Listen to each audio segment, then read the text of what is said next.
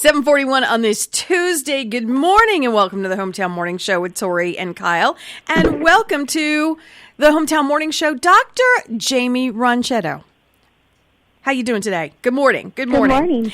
So Good morning. I'm great. I just introduced you like you have never been to the station before. I had this big fanfare, and Dr. Jaimie's with us twice a month on Tuesdays, telling us what we need to do with our pets and guide us if we have a new pet or whatever we need. And she's located on Cinema Drive at Cinema Vet. So this morning, I do have one question for you, and the reason I have this is because I saw a meme that just made me crack up. And it had a dog from years and years and years ago on the left side, and then a dog from modern day, from now. And on the left side, it said, I eat rocks and, everything in the forest, and I'm strong dog. And then on the right, it says, don't change my food too fast. So I laughed. Have we evolved? Is that kind of a true meme? Like, have we really evolved from, dogs, surviving in the wild to have we kind of catered to them so much where, we changed their food and they get all sensitive stomachs and everything? They just fall apart. Is that what have we done that? And is there any truth to that meme? I think there's some truth to it for sure, because in the wild, you're talking about coyotes and wolves and, all of those dogs that are still wild. And they do have a particular diet, and they stick to that diet, and that diet is varied, but they stick to it.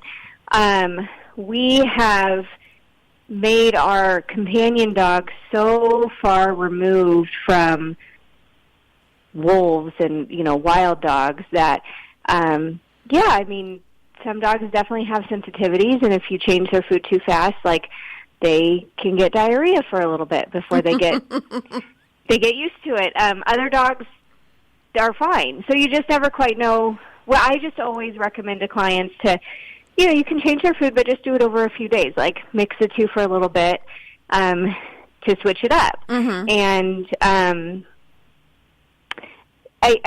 Part of it may be genetics, because we have even just in the last century, changed breeds so much. If you look at a picture of what, an English bulldog looked like 100 years ago and what they look like now, they're vastly different even. So we do play a big part with our breeding. There's been an evolution of breeding. Got it. Has there also been an evolution, and it might be due to social media. I don't know the answer to this question. You might not know the answer to this question, but it seems when I was a child, growing up, I remember everyone had dogs. Everyone had a pet, cats, dogs, whatever.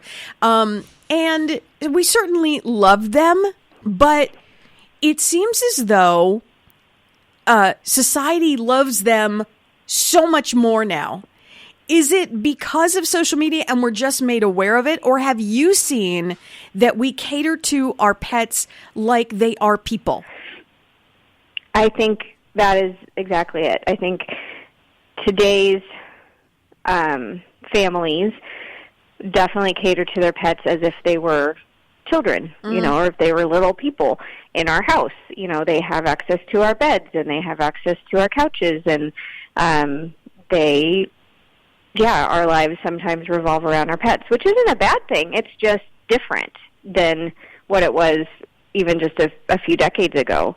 And with that, they are understanding how important, good veterinary care is. And so that's why, things like dentals, I hear it all the time. I never heard about dentals when I was growing up, and I always had dogs.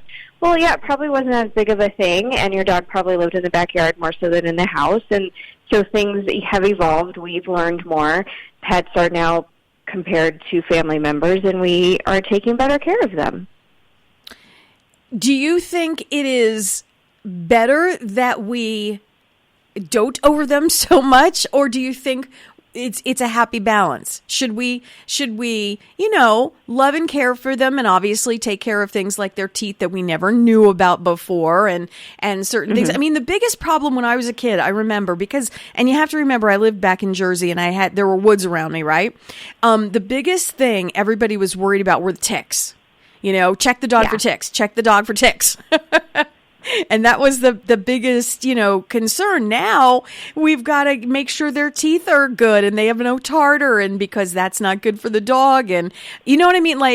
Is it a happy balance, or do we need to just full on accept that if we have a pet, this is how we care for the pet in modern times? I mean, I think it's a happy balance.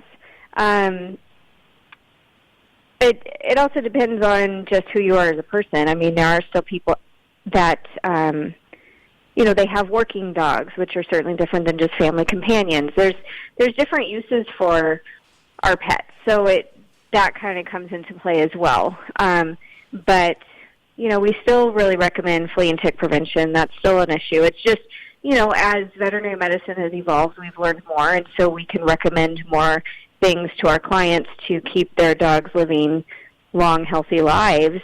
I think in general it's a balance.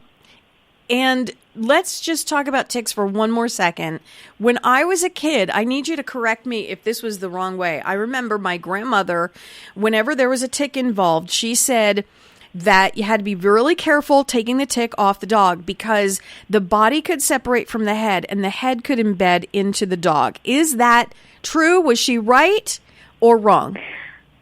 So you can end up taking a tick off and not get the whole thing. And so because the head is the part that is in the body, if you don't get the whole tick and leave the head, which can happen, it can just form like a little abscess or a little infection as the body sort of works it out itself. So obviously it's always best if you're, really careful, grab right next to the skin and get the whole tick. What if we don't? Do we come to you? Yeah, you can always come to us and we can see if it's something that we can remedy, or if, like I said, the body will work it out eventually, but sometimes it will cause some swelling or maybe a little infection that we would need to treat. Gotcha. Dr. Jaimie, look at me asking all the questions. Look at me today, huh? Dr. Jaimie Ronchetto, owner of Cinema Vet on Cinema Drive, cinemavet.com. What's a great number to get to you? 661-253-9300. Any vaccines we need to do right now as we are entering the fall season? So actually we've been notified by Public Health, LA Public Health, that there have been some outbreaks of canine influenza as well as leptospirosis, and two are pretty nasty diseases that dogs can get. Leptospirosis actually is zoonotic, meaning that we can get it too. So yes, those are both diseases that we can vaccinate against. So I am recommending for all of our doggies to get vaccinated against canine flu and lepto. And again, your phone number, Dr. Jaimie? 661-253-9300. You're only the best. You know that. Thank you. Love talking to you every other Tuesday, Dr. Jaimie Ronchetto from Cinema Vet. Go to cinemavet.com. Thanks, Dr. Jaimie.